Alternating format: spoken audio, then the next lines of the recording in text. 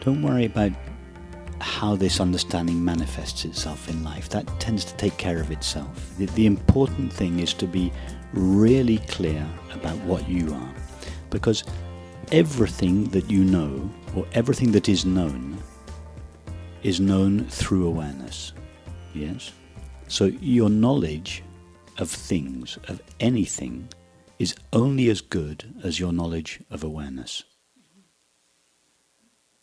We cannot know what anything truly is until we understand the nature of awareness. It's to explore anything without knowing what it is that knows that we are exploring is not futile, but it can never bring us a satisfactory result, because everything we know will be a reflection of our understanding of awareness.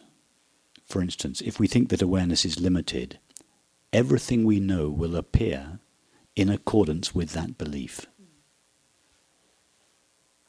We can never know how things really are until we know how that which knows those things really is. There's no escaping it. In the end, we have to understand that whether we are astrophysicists, microbiologists, whatever we're exploring, artists, parents, whatever we're exploring in life, our knowledge of that subject will be coloured by our understanding of awareness. In fact, more than just coloured by it, it will be a direct reflection of what we know of awareness. If we think that awareness is limited, the world will appear to be limited. The object will appear to be limited. That there's no escaping it. In other words, if we want to go into anything deeply, we have to know the nature of awareness. There's no escaping that.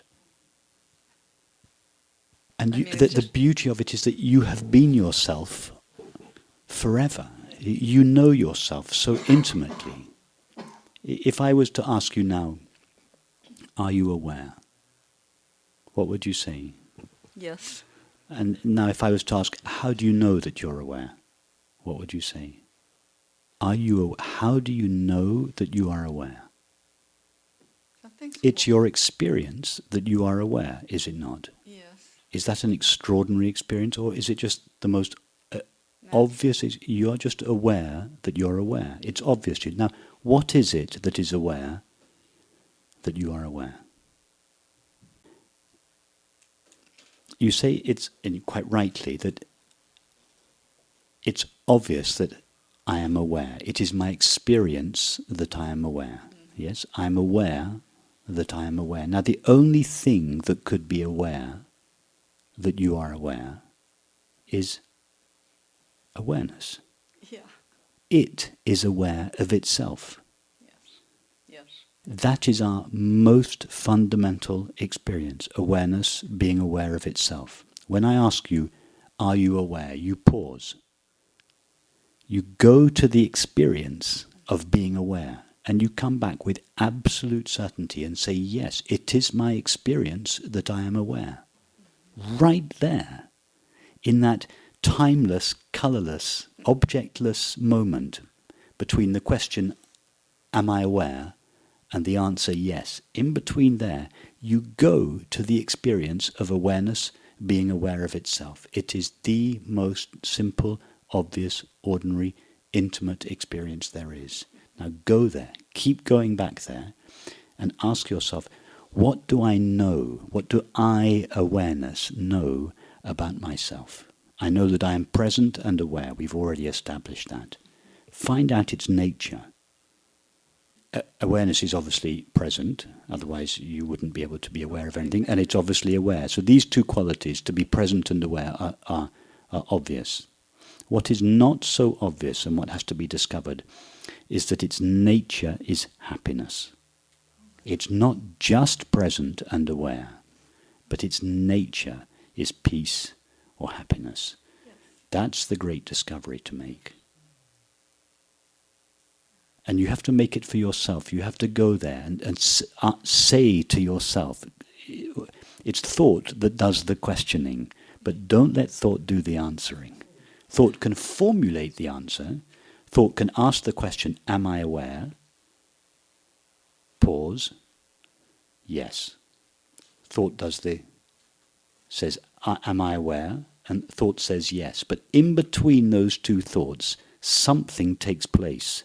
You go somewhere that enables you to say yes. What enables you to say yes? It's an experience. It is your experience that you are aware. Something happens between the question and the formulation of the answer. That's the place to go. And discover what that is. And it is your most intimate, familiar experience.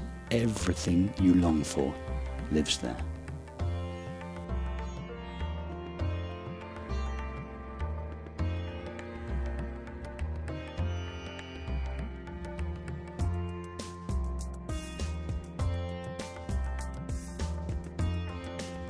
I just wanted to check in on something in the first exercise that you did this afternoon about perception.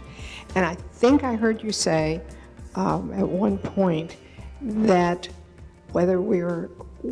what we think we're perceiving pretty much looks the same, whether we're in the dream state Yes. or the waking state or Yes. even seeing from awareness. Yes. So I just wanted to make sure I heard that correctly. And then it occurred to me that when we were doing that the first part of the exercise, that the memory part really isn't any much different from a dream.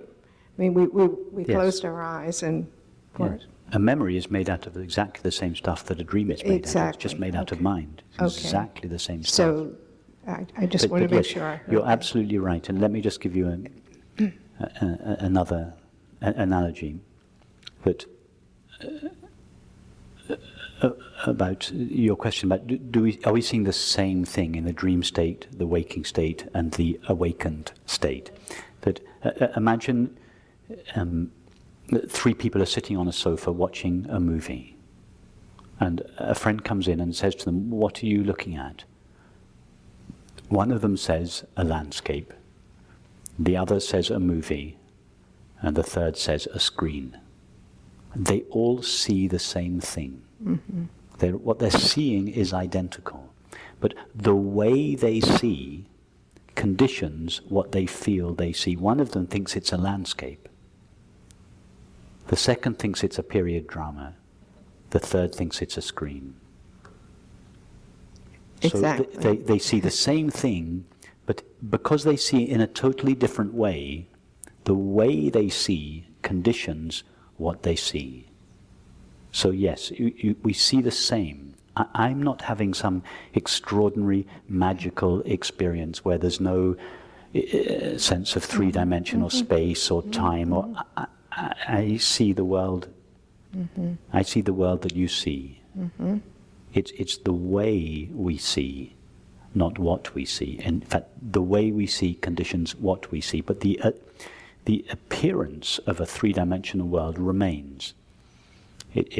Are you familiar with the term Maya in the Indian tradition? It's Maya remains, but ignorance goes. That's very nice. And just one other little point, because I've noticed, as I've worked with this over time, that if I formulate an image of something, my kitchen table or whatever, I can never figure out where it is I'm seeing that.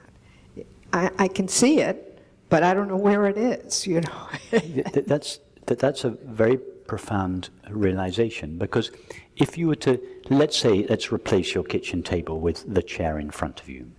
So where is that chair taking place? So the chair is something that you see. It's a perception, yes? So where is that perception taking place? Well, the first thing thought is going to say is, well, it's taking place in this room. But hang on, this room is also a perception. Yes? So is thought telling us that the perception called a chair is taking place in a perception called a room? Can one perception take place in another perception? Can we have two perceptions simultaneously? No.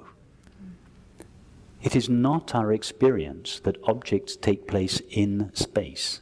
Our only knowledge of space, when I say knowledge, I mean experiential knowledge, our only knowledge of space is perception.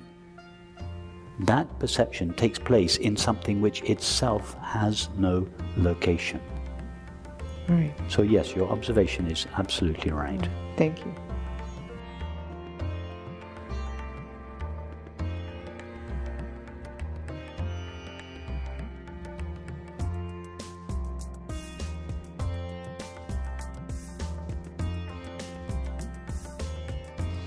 This is really not a question, but it kind of speaks to the perceptions that we're talking about. I went to an art exhibit of an artist that I really like, and she paints, she's a very good contemporary abstract artist, and I really love her work. And it was kind of an unintentional view of awareness's perspective. But anyway, there was this beautiful painting, and I loved it, and a lot of people were drawn to it. And my first impression of it was just color, shape, light, darkness. There wasn't any content. There wasn't anything there, right? And we were enjoying it, and people were kind of speculating about it. But later on in the exhibit, I walked closely to and looked at the title. And the title was A Woman in Kimono. I couldn't see a painting again after that. Not the way that I had originally seen it. Then I saw the woman in the kimono. Yeah. So the conceptual Yes. overlay Yes. had come right in, Yes. and from then on, the raw experiencing had been veiled. Yeah, that's a good example. I thought it was a very Yeah. good example Yeah. of that. So.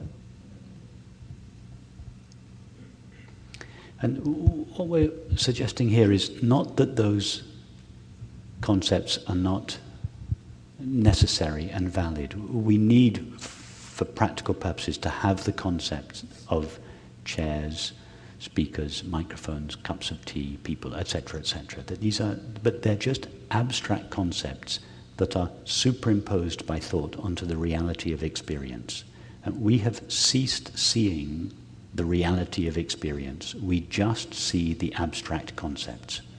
And once we have become so conditioned to seeing the abstract concepts that we think they are really there, so much so that we can't see the real experience anymore. Just like, I mean, you see how powerful it is. You just read the title once, Woman in Kimono, and just that one piece of conditioning prevented you from seeing a mixture of colors and shapes. Now, imagine that conditioning rehearsed day in, day out for decades. That's what's happened to us. So all we see is actually what we know. We see what we think, as you were saying. So what we do here is the kind of opposite process. We go, like this morning, we take away the labels.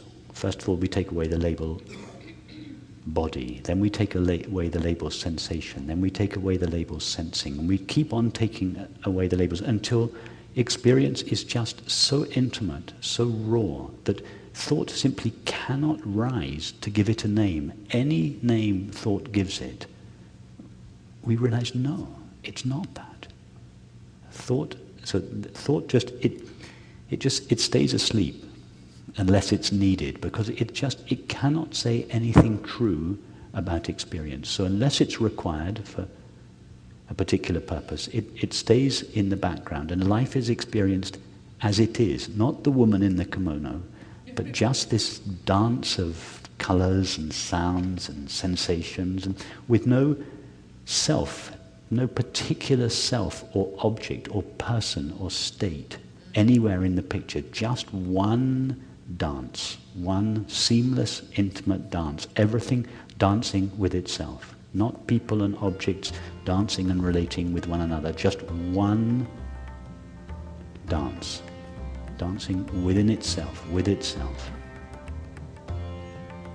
So yeah, that's a nice example.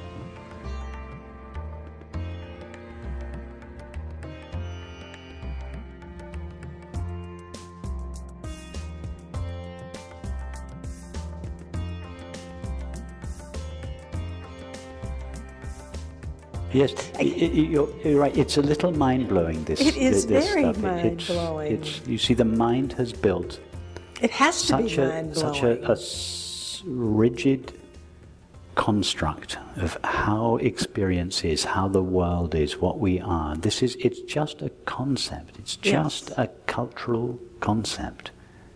It's a different culture on a different planet, or it could have a totally different interpretation of experience.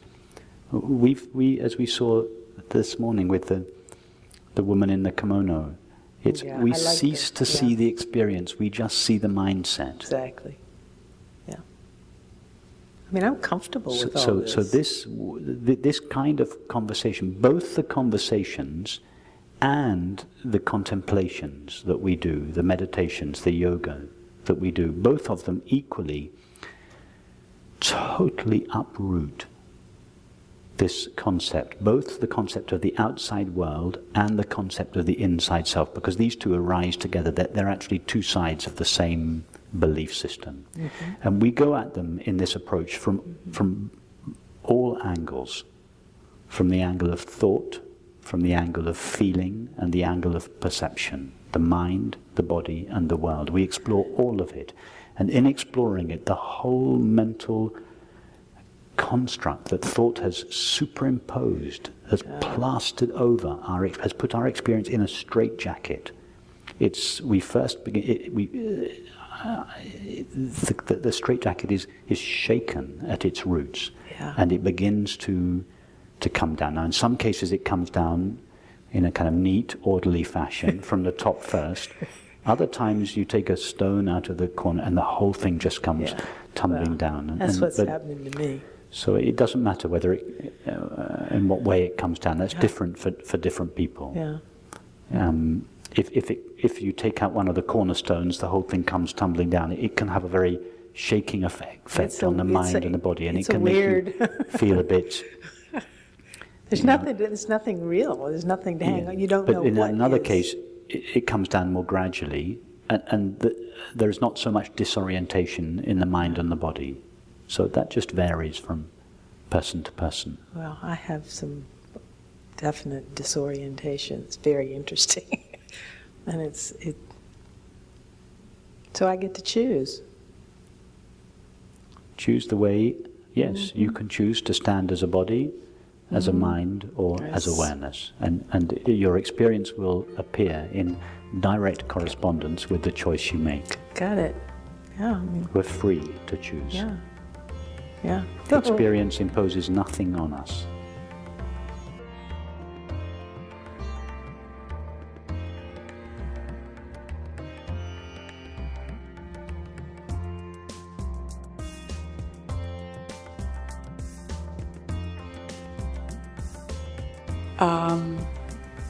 Is what you're saying not that there's anything true or false about whether awareness is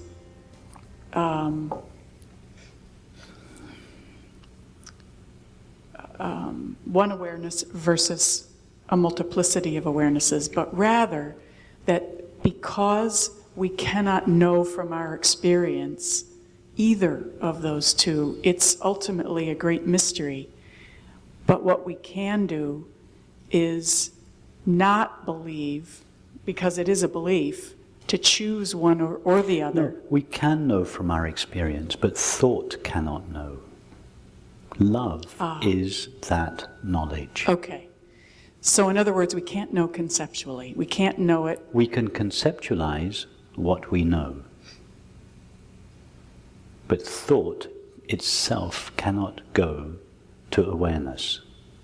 All thought can do is express the results of our exploration or our experience.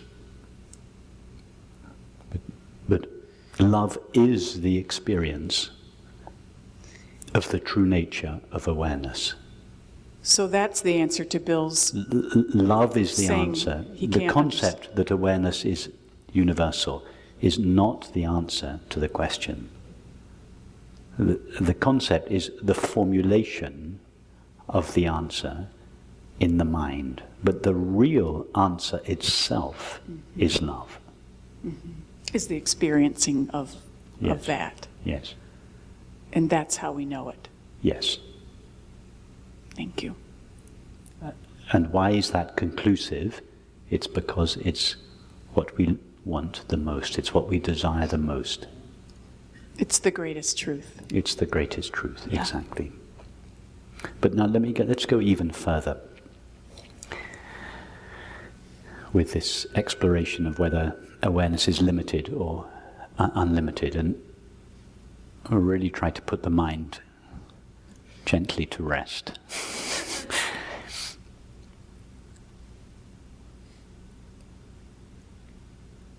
The statement that awareness is unlimited is made in reference to the belief that we experience limited objects. Yes? It's a contrast.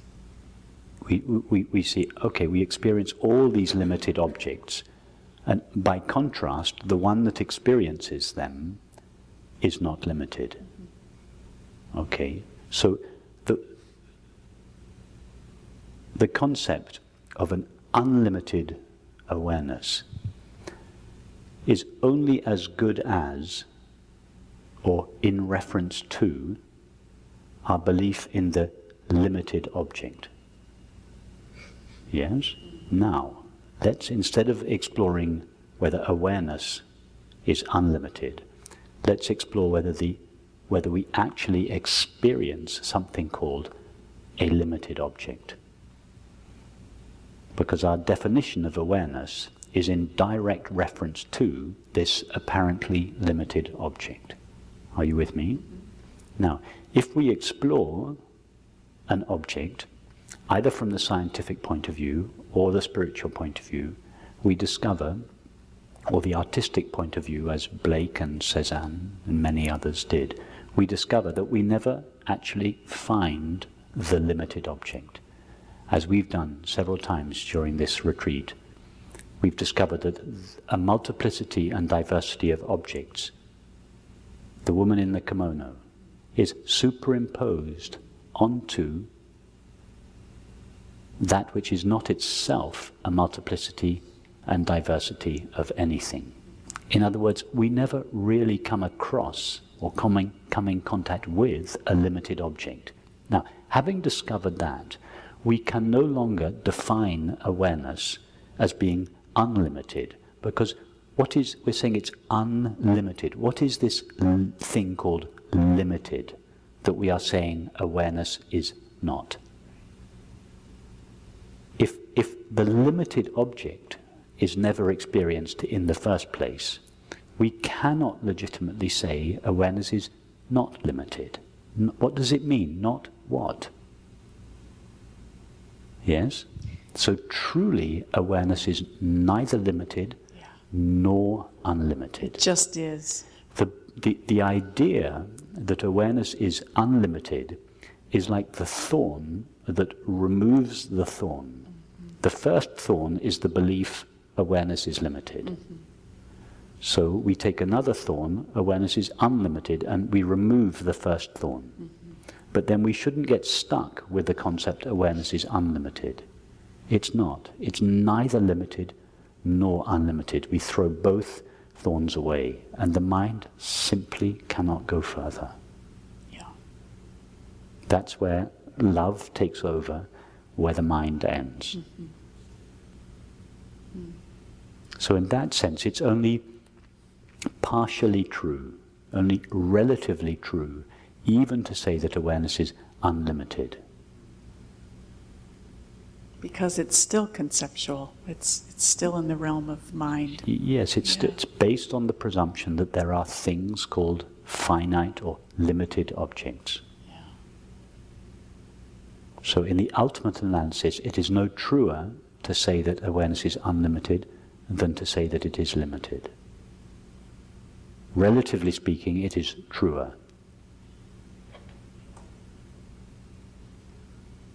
Even we can go even further. What is this thing that we are conceptualizing as awareness? What is the concept of awareness referring to? It's just a placeholder, just a name tag for something that just cannot be named. And yet it is the reality of all of this. So it's very good to explore these ideas and not to stop with the idea, oh, awareness is unlimited. No, we take the idea awareness is unlimited because it uproots the belief that awareness is limited. But then we should go on. Awareness is neither limited nor unlimited. And now what is this thing called awareness that we're speaking of? If we really go to the heart of experience, thought cannot rise, cannot give it a name. What we know is that its experience is indivisible, intimate. It only ever comes in contact with itself. It only knows itself. That is what the experience of love is, only to know yourself, not to know an other. When we fall in love, the inside me and the outside you, they dissolve. That is what love is, not to know the other as an other.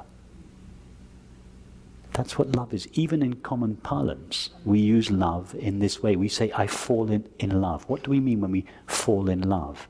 We merge. Our sense of a separate identity dissolves. We dissolve into each other. We fall into love. We fall out of the separate self into love. Both parties, all parties, fall into love. So even in common parlance, our culture retains this understanding of the true meaning of the word love. And that's what beauty is. Beauty is to objects beauty is to our perceptions what love is to our feelings. Love is the realization that the other is not an other. Beauty is the realization that an object is not an object. It's the same experience.